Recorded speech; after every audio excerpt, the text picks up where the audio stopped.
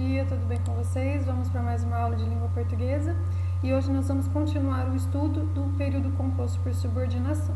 Só lembrando, pessoal, a chave para o sucesso é composta de inspiração e 99% de persistência, certo? O que eu gostaria que vocês entendessem disso? 1% de inspiração é apenas a nossa capacidade intelectual, 99% é a nossa capacidade de vencer. Então, sucesso é isso, persistência todos os dias. Vamos lá, pessoal. Na semana passada, vocês estudaram a estrutura do período composto por subordinação, que é aquele período em que o segundo verbo completa o sentido do primeiro verbo, certo? Então, nós temos uma relação de dependência sintática. E eu passei para vocês algumas dicas de como achar mais facilmente. Tentei facilitar ao máximo o trabalho de vocês. E o que é muito importante vocês saberem? Localizar os verbos, tá? E saber classificá-los. Ou o verbo de ligação, ou o verbo transitivo, ou o verbo intransitivo, certo? Só lembrando, nós vamos ter verbo de ligação. Sempre que houver um verbo de ligação, nós podemos ter dois tipos de oração subordinada substantiva, que pode ser ou subjetiva ou predicativa. E aí eu passei uma regrinha para vocês, para facilitar a vida apenas. Se começar por verbo de ligação e não estiver lado a lado da conjunção, aí eu tenho uma subjetiva. Se não começar por verbo de ligação, ele estiver no meio e logo ao lado a conjunção, nós teremos uma predicativa. Se eu tiver verbos transitivos, eu posso ter uma objetiva direta ou uma objetiva indireta, vai depender de ter ou não a preposição, certo? Se eu tiver um substantivo de sentido incompleto, eu vou ter uma completiva nominal. E se eu tiver um sinal de pontuação dentro daquela oração e logo após uma explicação, eu terei uma chamada de apositiva, certo? Então, o que eu passei para vocês? Leia novamente a teoria apresentada na aula anterior sobre o período composto por subordinação e responda rapidamente. Antes consulte as informações abaixo. Observe o trecho abaixo. Não imagino o quê? Porque comprou outro carro, se comprou outro carro, quando, como, onde ou quanto, tá? Perdão, tem mais um quando aqui. Quando comprou outro carro.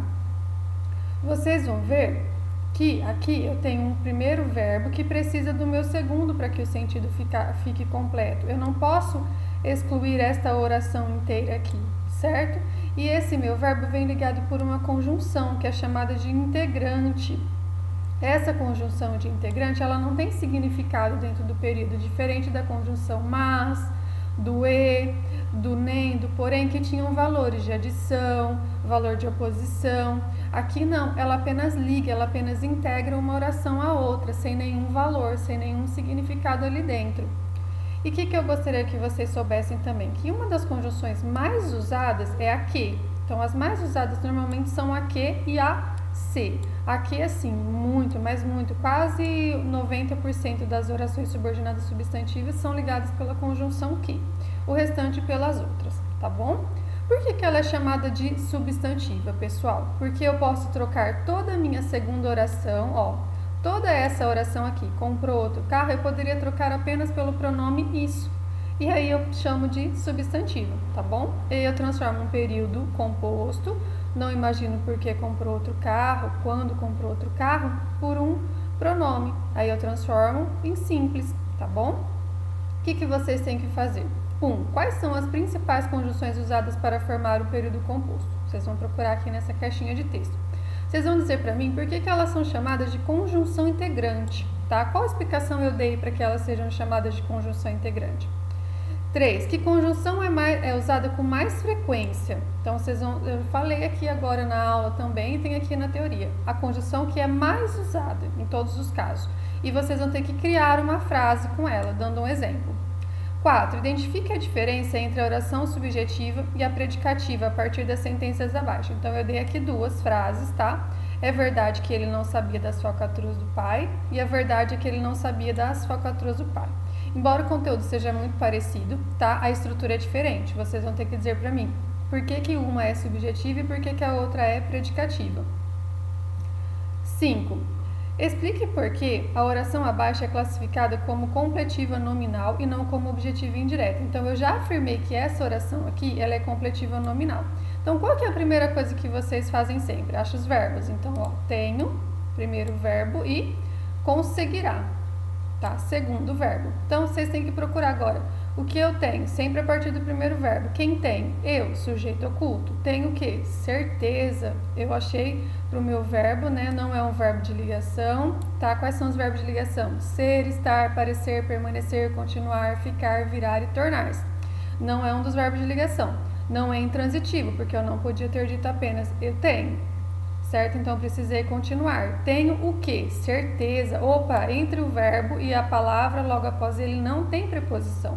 Não tem a, de, com, em, entre, por, para, sob, sobre. Então, eu tenho um objeto direto.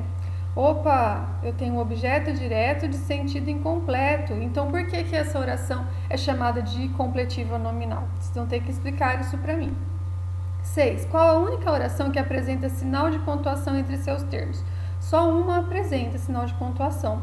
Nem que seja para vocês voltarem na teoria passada, lá da aula da semana passada, vocês vão lá, vão procurar. Por que ela tem um sinal de pontuação? E vocês vão ter que me dar um exemplo desse tipo de oração. No 7º, vocês têm que transformar os períodos simples em compostos, atentando para o exemplo abaixo. Então, ó, é possível fracassar. É possível que você fracasse. Eu transformei esse meu período aqui em oração subordinada subjetiva. Então, é possível sua vinda. Como vai ficar? É possível que... Vocês vão ter que fazer as transformações, fazer a adaptação se necessário. Tá certo? No 8º, vocês vão ter que classificar as sentenças abaixo em subjetiva, predicativa, objetiva indireta, objetiva direta, objetiva indireta, completiva nominal ou apositiva. Primeira coisa a fazer sempre, sublinhar os verbos e circular a conjunção, para ficar mais fácil. Tá? Depois ler esse quadradinho aqui. Por quê? Olha aqui, se começar por verbo de ligação e estiver longe da conjunção, ó, tem uma outra palavra no meio, eu tenho uma subjetiva.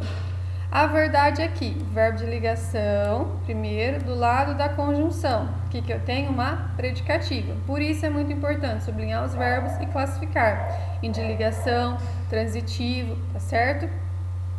Se se tratar de verbo transitivo, ó, que vocês têm que ver aqui, ó, transitivo, verifique se há alguma preposição ou não. Se não houver preposição, ela vai se chamar objetiva direta. Se houver preposição, objetiva indireta.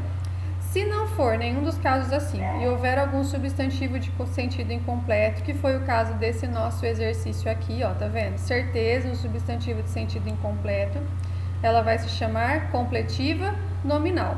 E se houver algum sinal de pontuação e logo após uma explicação, ela chamará apositiva, tá bom, pessoal? Então, eu vou fazer aqui o primeiro com vocês. Primeira coisa a ser feita, achar os verbos. Necessitava e supervisionassem. Começando sempre do primeiro verbo. Verbo necessitar. Já sei que não começou por verbo de ligação e não está do lado da conjunção. Então, eu já elimino tanto a subjetiva quanto a predicativa. Aí eu tenho de ver se é um verbo transitivo. Então, vamos lá. De quem que eu falei? Falei da nova máquina. Eu achei um sujeito para o meu verbo. Necessitava. Podia parar? Não podia ter dito apenas a nova máquina necessitava. Precisei continuar. Então, é um verbo transitivo. Opa, se ele é transitivo, eu tenho que ver se tem ou não preposição logo após dele. E tem. Como tem uma preposição, ele vou chamar de objetiva indireta por causa da preposição. Então, todo esse meu período aqui em negrito, toda essa minha parte do período chama-se objetiva indireta, porque completa o sentido de um verbo transitivo indireto, tá? Então, é isso que vocês têm que fazer. Achar primeiro o verbo, depois a conjunção, sempre circula só para ficar mais fácil. Aí passa um tracinho riscando e começa a analisar sempre do primeiro verbo. Eu mandei uma videoaula para vocês na semana passada, fazendo essa classificação, parte por parte, frase por frase, achando o verbo, achando as conjunções circulando, separando e sempre a partir do primeiro verbo, tá bom? E nessa semana nós vamos ver ainda outro conceito, o conceito de ortoépia e prosódia. O que é isso? Então vamos lá. Observe o trecho abaixo para responder ao que se pede e construir o conceito a respeito do assunto abordado. Oiê, mulher rendeira, oiê, mulher rendar, tu me ensina a fazer renda que eu te ensino a namorar. Então, de novo, pessoal, oiê, mulher rendeira, oiê, mulher rendar, tu me ensina a fazer renda que eu te ensino a namorar. Eu tenho um trechinho de uma música e nessa música nós temos algumas palavras. O que vocês têm que fazer? Identificar as palavras que não foram escritas de acordo com a norma padrão e corrigi-las, tá? Então, vocês vão ter que corrigir as palavras que não foram escritas de acordo com as regras gramaticais. Isso é não estar escrito de acordo com a norma padrão. Depois, vocês vão ter que escrever. Essa forma de escrever os verbos é típica da linguagem formal ou informal. Então, olha aqui. Ele fala assim, rendar, tu me ensina a fazer renda, que eu te ensino a namorar. Vocês vão ver se fazer e namorar estão escritos de acordo com a norma padrão, tá? Isso é típica da linguagem formal ou informal. A gente fala de que forma? Para você, nessa situação, podemos considerar o uso dessas palavras inadequado? Então, fazer e namorar aqui, nessa música, da forma como ele está dizendo, eu posso considerar errado? Sim ou não? Levante hipóteses sobre por que essas palavras foram escritas dessa forma. Então, aqui é separado por quê? Porque essas palavras foram escritas dessa forma. Após fazer as atividades propostas acima, vamos entender um pouco sobre os conceitos de ortoépia e prosódia. Então, aqui nós temos uma música, vocês vão ter que dizer se está de acordo com a linguagem padrão ou não, se a palavra que foi escrita de forma errada, de acordo com a linguagem informal, se o uso dela aqui nesse contexto foi errado, foi inadequado ou não. O que é ortoépia? Ortoépia estuda a correta pronúncia, então guardem isso, a correta pronúncia das palavras, devendo respeitar a norma padrão na língua oral e escrita. Já a prosódia refere-se à correta acentuação tônica das palavras, ou seja, eu tenho que pronunciar a sílaba tônica, a sílaba com mais força corretamente. Em algumas vezes nós cometemos o erro de trocar a sílaba tônica, tá? Então nós temos que respeitar a articulação das vogais e das consoantes. Mas lembre-se de que a pronúncia das palavras está intimamente ligada a fatores sociais e regionais, devendo, pois, evitar o preconceito linguístico. Ou seja, nós não somos melhores do que ninguém, não é porque temos um conhecimento que nós vamos maltratar os outros porque ele fala de outra forma. Então, nós devemos respeitar os fatores sociais e regionais. Observe os exemplos abaixo, retirados e adaptados do site Norma Culta. Então, nós falamos absurdo, tem muita gente que fala absurdo, advogado, tem gente que fala advogado, beneficente, a gente fala beneficente, o certo é calvície, calvície e não calvície, cérebro e não cérebro, companhia e não companhia, freada e não freada, iogurte e não iogurte, lagartixa e não largatixa, mendigo e não mendigo, óbvio e não óbvio, propriedade e não propriedade, próprio e não próprio, reivindicar e não reivindicar, retrógrado e não retrógrado, sobrancelha e não sobrancelha, umbigo e não imbigo. Então, essas são as formas corretas de nós pronunciarmos. E agora, erros de prosódia. Nós temos o ávaro, tá? Tem muita gente que pronuncia errado. Filantropo, ínterim, libido, nobel, pudico, recorde, tem gente que fala recorde, errado. Rubrica, tem gente que fala rúbrica. Ruim, tem gente que fala ruim, tá? Então, a gente tem que falar corretamente essas palavras. Casos especiais. Algumas palavras apresentam dupla prosódia, ou seja, dupla pronúncia e grafia, mantendo o mesmo significado. A gente pode falar acrobata ou acróbata, azaleia ou azaleia, tá? Então, aqui são as formas de falar. É permitido xerox ou xerox, réptil ou reptil, então, projétil ou projetil, até a própria ortoépia ou ortoepia, tá? São possíveis. O que vocês vão ter que fazer nos exercícios de fixação? Nós aprendemos que a ortoépia é o estudo da correta pronúncia das palavras. Sendo assim, grife, falta uma vírgula, sendo assim, grife qual é a forma correta de cada palavra. Vocês vão ter que dizer qual que é correto, mendigo ou mendigo, e grifar, tá? A partir das informações constantes na parte teórica, corrija as cacoépias nas frases abaixo. Então, aqui tem muitas palavras escritas de forma errada, vocês vão ter que grifar, certo? E aqui na 3... nós temos, é comum surgirem dúvidas quanto à posição da sílaba tônica em algumas palavras. Destaque nas palavras abaixo a sílaba que deve ser pronunciada com mais intensidade.